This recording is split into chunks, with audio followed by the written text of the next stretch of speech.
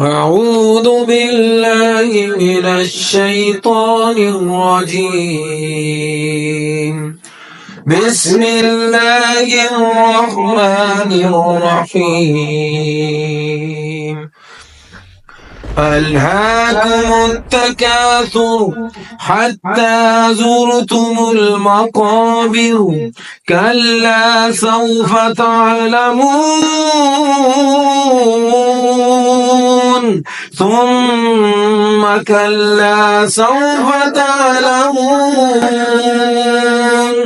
كلا لو تعلمون علم اليقين لترون